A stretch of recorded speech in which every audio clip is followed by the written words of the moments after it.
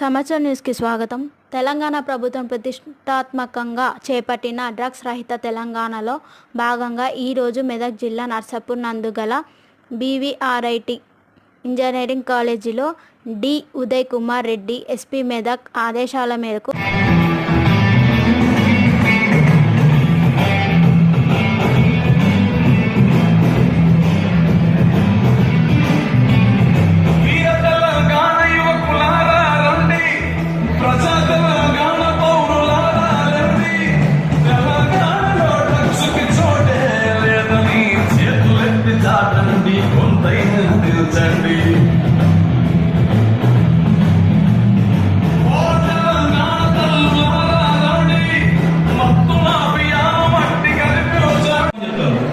Book చేసుకుని amount pay చేసిన తర్వాత అది మనకి ఫ్రాడ్ అని తెలుస్తుంది.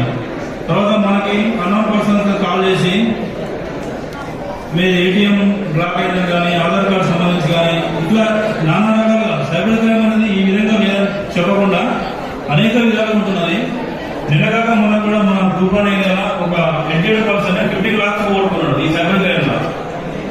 కాబట్టి మనము ఎవరం కూడా మనకు వచ్చినటువంటి ఏ వెబ్సైట్ సంబంధించి కానీ లింక్స్ ఉంటాయో లింక్స్ ఎన్ని పరిస్థితుల్లో ఓపెన్ చేయదు.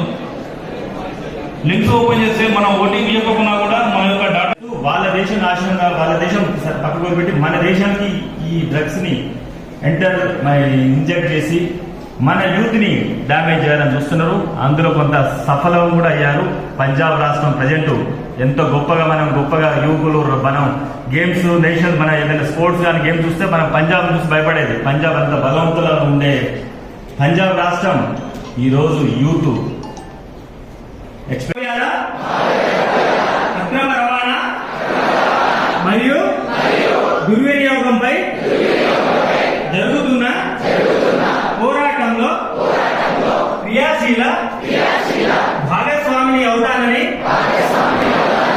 వీటి వాడకం వలన కలిగే దుష్పరిమాణాల గురించి సంపూర్ణ అవగాహన కలిగి ఉండి నాతో పాటు ఏ ఒక్కరూ డ్రగ్స్ బారిన పడకుండా కృషి చేస్తానని, డ్రగ్స్ అమ్మకం, కొనుగోలు